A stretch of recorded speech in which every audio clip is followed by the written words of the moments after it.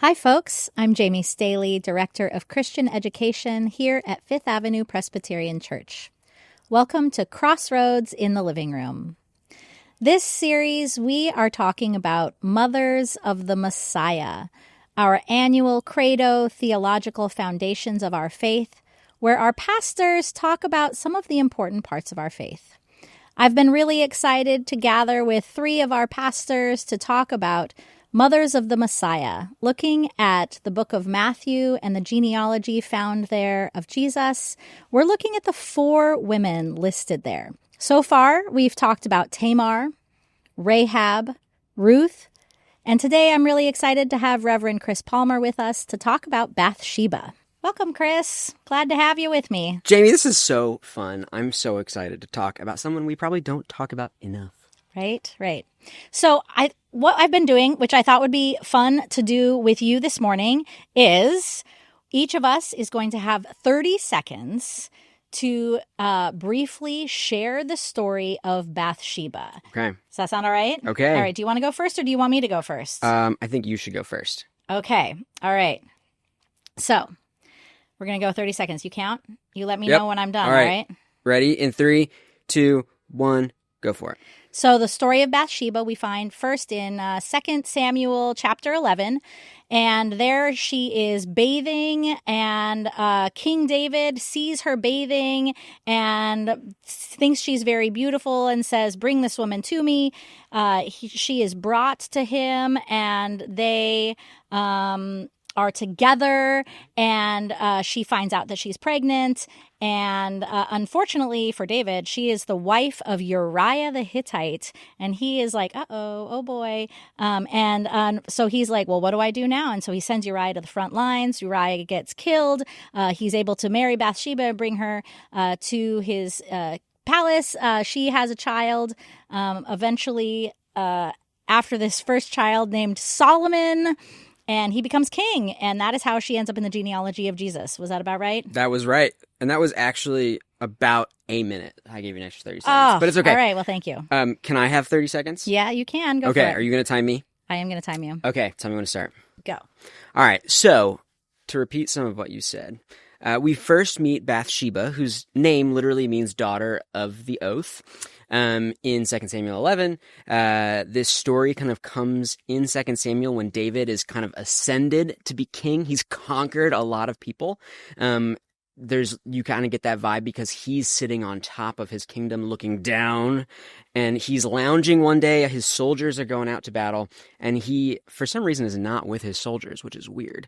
But he looks down and he sees this beautiful woman, and like you said, he says, "Oh my gosh, I just must have her." And so tells his guards, sends a messenger to go get her. She comes back. They have intimate relations. One of the things we're told is that when she's bathing, she's actually bathing. It's a ritual purity bath. And so part of the reason we probably know that is because that means she's not pregnant. And of course, then David goes and he learns, Bathsheba sends word to him that after their relations, she is pregnant. So David realizes that this is a threat to his kingdom, originally brings Uriah back and tries to get Uriah to sleep with her to cover his own tracks, so that Uriah would not be able to tell who the father was. But Uriah, being a good, loyal guard of David, a great soldier, refuses. There was Levitical law that said you should not have sexual relations when your king was in battle.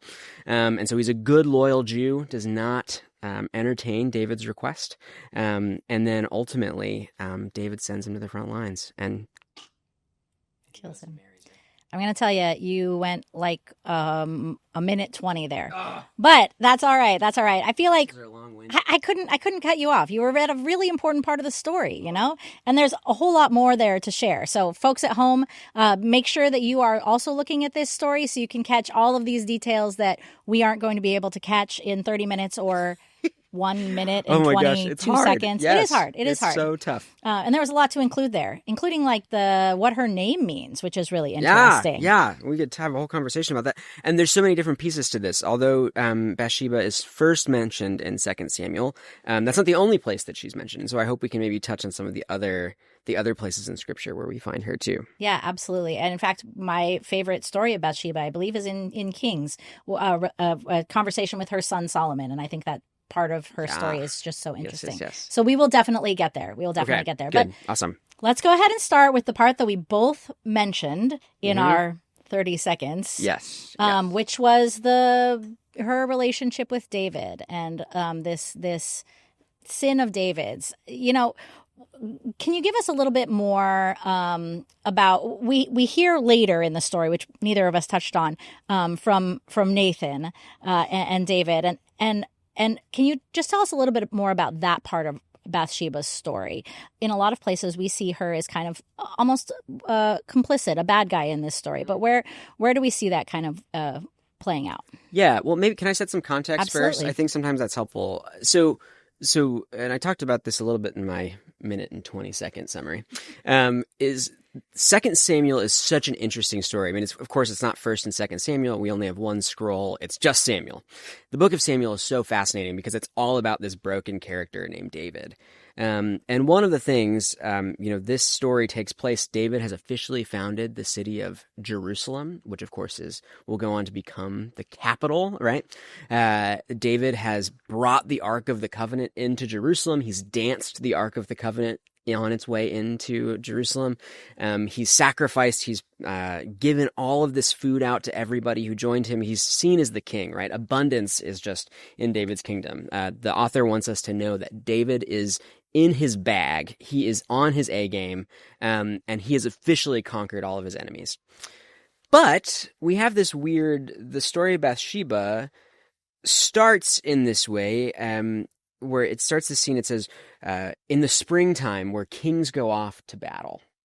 Obviously, you wouldn't fight in wintertime if you were an ancient Near Eastern people. Springtime, everyone was just trying to get by, right? We didn't have refrigeration, food was scarce, so no one was going off to battle in the wintertime. So kings would kind of pause for winter, and then everybody who they had beef with, they would go and fight them again in the spring. And so, but there's this weird thing that happens where the first thing that they say in this scene where we meet Bathsheba is that David is not with the king. He's the king, but he's not with his soldiers anymore. So this guy who was on his A game he's just lounging. He's almost kind of gotten too comfortable with his power, right? David, in some ways, you might see him as a kind of a new Adam figure, right? He's this kind of the steward of the land. And then and this is really true, a lot of homes in Israel have flat roofs. And of course, if it's spring, that means that usually in the evening, it would be the part of the home, right? Because there would be a breeze. And so often it was not uncommon for people to sleep on the roofs of their home, or to maybe bathe either, right? These were very common practices. And so David gets up, he's kind of stretching, he's a little lazy, he walks over and he just sees this woman. And I think it's so interesting because if you were a student of the Hebrew Bible, I think the first thing you would have thought about in this scene with David is that just like Adam and Eve went and took the forbidden fruit, that there's a way in which Bathsheba, right, the thing that was the sin in Genesis was that it said that the fruit was so beautiful to the eye. The thing that the author of Samuel says about Bathsheba is that she was so beautiful to the eye, right? Just like it says in Genesis that the first humans went out and took the fruit, that it says that David went and took her, right? So there's a lot of parallels here. And one of the things that I think is challenging is that we know that in the story, Bathsheba is set up as much more of a righteous character than David is. There would be a way to hear that and think, oh my gosh, we're just reducing this woman to like this kind of thing to be taken, right?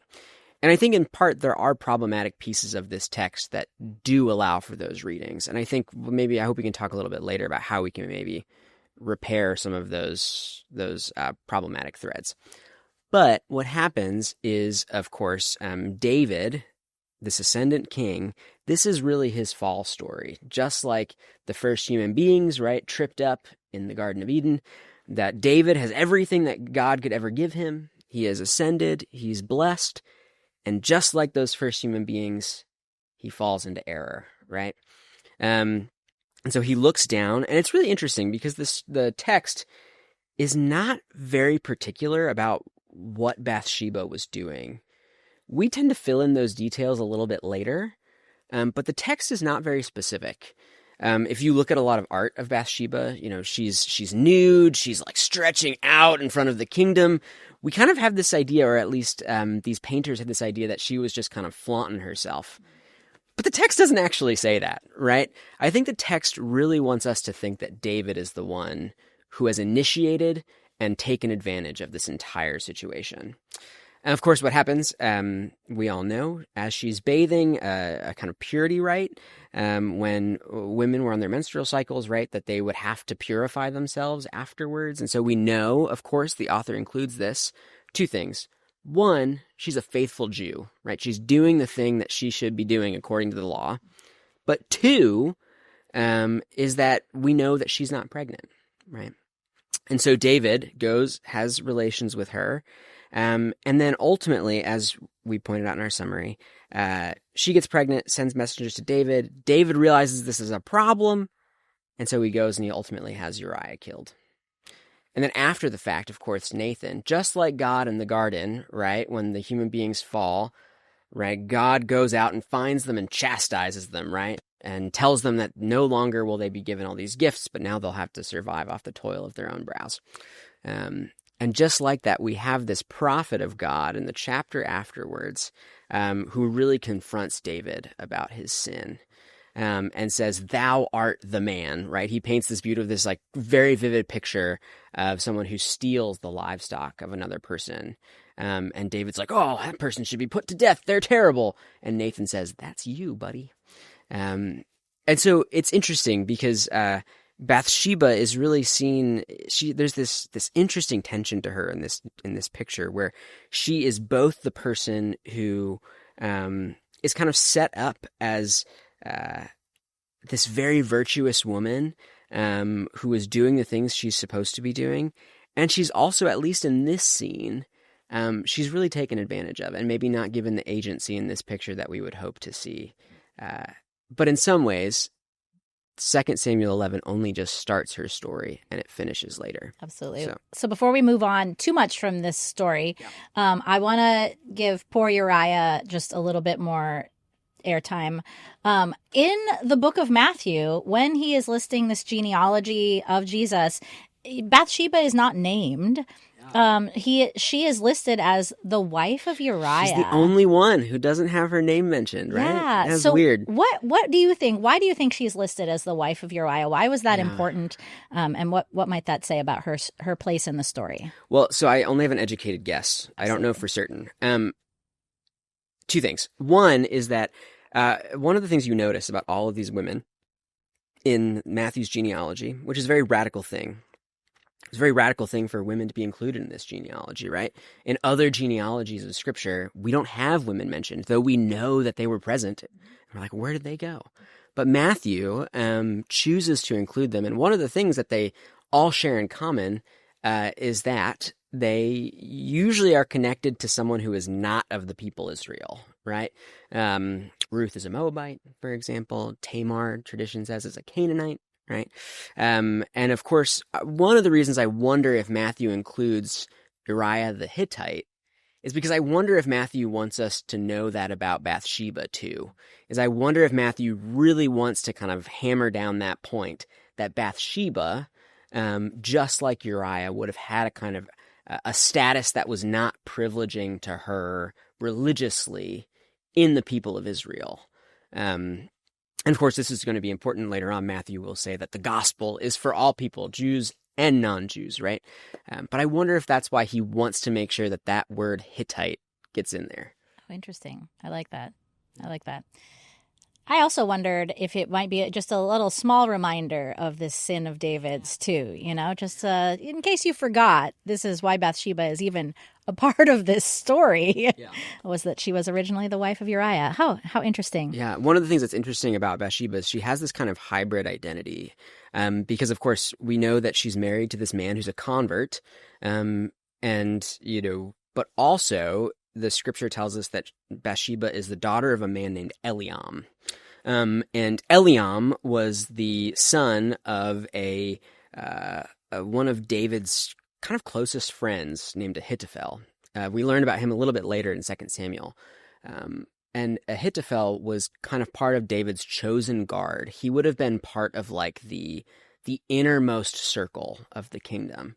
And so Bathsheba has this kind of dual identity where she's married to this man who's a convert, who doesn't share this kind of culture by blood and yet has kind of been welcomed into it. And yet she's also part of this very close-knit circle of David's closest allies. But it also makes us realize just how creepy David was, because Ahithophel, who would have been this means that David was probably the age of Bathsheba's grandfather, which is a bit unnerving. Yeah, for sure. So you've hinted at, this story is probably the most well-known. I would assume that many of our folks at home have heard this story in one way or another, particularly the part with Nathan and kind of that whole aspect. But I know Bathsheba's story continues. There are several other parts in the scriptures that she has mentioned. So let's just take a little look at some of those. Where else is she? What parts have been kind of overlooked that you have found important in your research on this? Yeah. So part of it is what's in scripture, and part of it is kind of how the later rabbis interpreted Bathsheba, which I think is also very interesting. So I think it's very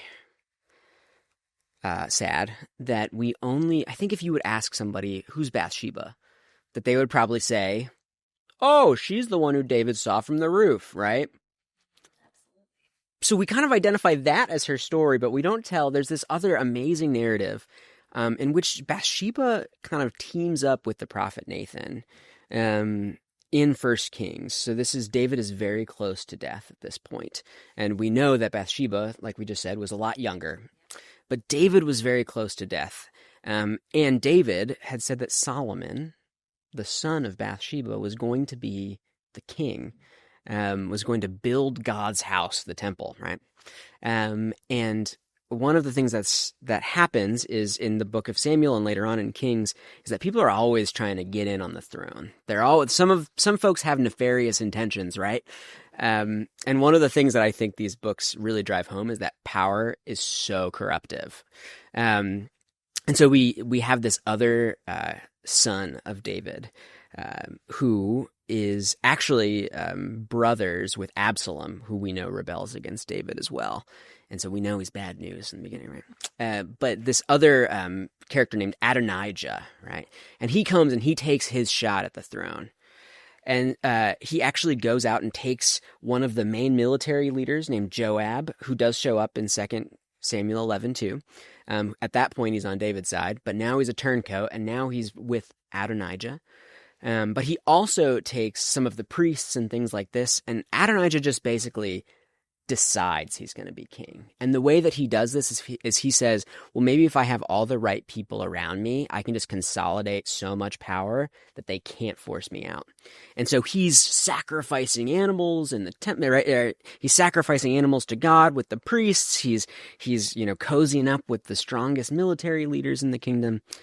And Bathsheba and Nathan, right, the rightful people who are close to David, they come to David in his old age, and he's barely functioning at this point.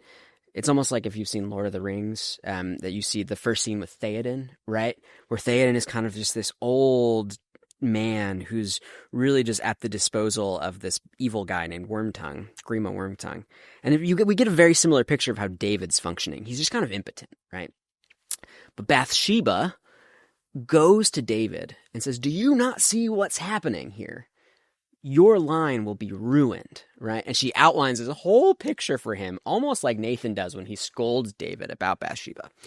And David, ultimately, at the end, wakes up, almost just like, Gandalf calls Theoden out of that sleep, right? And Bathsheba and Nathan play a very similar role.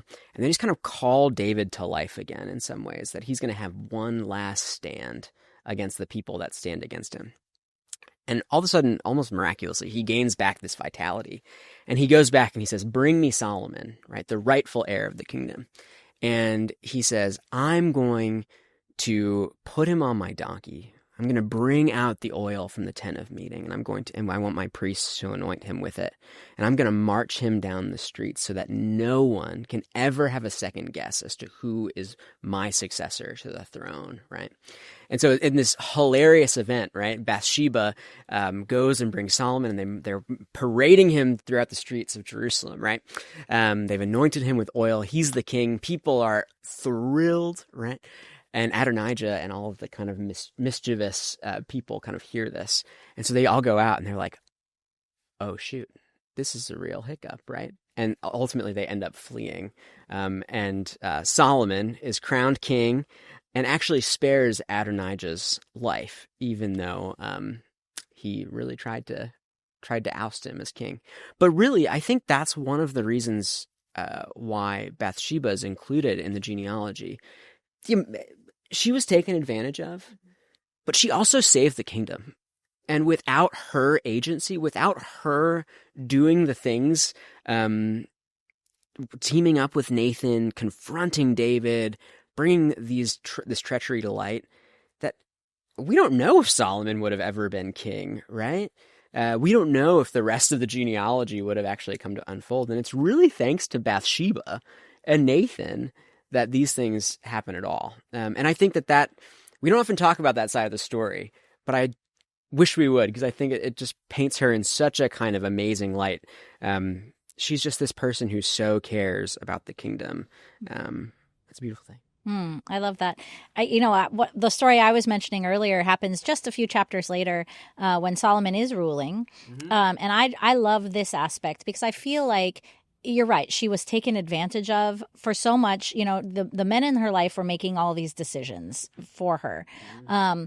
And yet at this last time that we see her in Scripture, she is coming before her son, Solomon. He bows to her and invites her to come sit at his right hand. Yeah. And so that arc of just where she started and where she ended up is just so cool to look at, I think.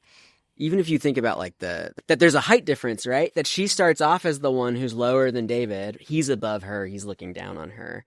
But now in that scene, right, there's kind of it's Bathsheba who's ascended to the top, right? Which is kind of beautiful.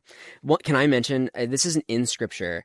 There is this, so the rabbis talk, they have these very lively stories about Bathsheba. And I love it because kind of dovetailing off what you were saying is in Proverbs, which is in tradition written by Solomon, right? It's a book of wisdom. Solomon was wise, right? But in Proverbs 31, it talks about there's this infamous verse, maybe. My wife is from Texas, and they always talk about being a Proverbs 31 woman. But this kind of adds a funny rub to it, is that actually the first part of that passage is about abstaining from drunkenness. And it's something like, "O son of my womb, why would you engage in this debaucherous behavior? No son of mine," kind of thing. And right, Proverbs 30, I don't know, this mother chastising her son. And so the rabbis, when they read this and they hear that this is about a mother, they interpret Proverbs 31 about Bathsheba because she's the mother of Solomon. And so they make up this amazing story. Who knows if it's right, but I think it's fabulous, is that the night before Solomon goes to open up the temple of the Lord, right? And he is, about to do the most important thing of his kingly career, is he goes out and he has a few too many drinks with his friends. And so the morning after, the rabbis say that these are actually Bathsheba's words. "No son of mine will be this kind of drunkard," type thing. And they tell the story about how Bathsheba, when he wakes up, presumably feeling awful because of his drink, that she ties him to a pole and she flags him for his disobedience, for saying, "This is the most important thing you're ever going to do," almost like she's spanking him or something like that. And so I just think it's really funny. We talk about Proverbs 31 and being this Proverbs 31 woman, but it just kind of, the rabbis thought about this Proverbs 31 woman as this no-nonsense mom who really didn't have time for her son's debauchery, you might say. Which I think adds a funny rub to it. So that's great. Yeah. Oh, it's interesting. We're getting close to the end of time, but I want to ask, this question is a bit twofold, but I want to know kind of when you first started this journey. I know you've probably heard the story of Bathsheba a million times, and but was there anything new that you learned while researching for this? And then second, to kind of dovetail that, what do you see as important? I've found that just the acknowledgement that Bathsheba was taken advantage of, and just kind of what that does to when we read our scripture and we see the stories of these women and we can hold them up, it kind of as a acknowledgement that there are things wrong in the world, and that even today we can acknowledge these types of similar stories. So where did you first, what did you glean? And then also, what can people take from this kind of in this modern context?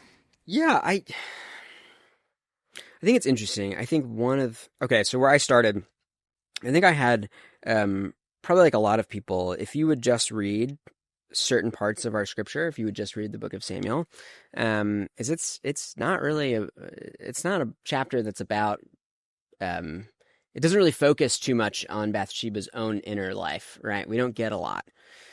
And I think if there's one thing I would say to people, and I think I discovered this myself, is that if the text, that often the solution is to keep reading. Right? Like I think we if we stop at 2 Samuel 11, we kind of end with some assumptions. And I think it's even evident, right, back to these paintings that I'm talking about, that it was so interesting to me just to see the kind of the posterity of this character, and how, like, if you read the whole story, you're like, that's not who she is. We don't get pictures, right, of Bathsheba sitting next to Solomon, right? We get pictures of Bathsheba nude and kind of whatever.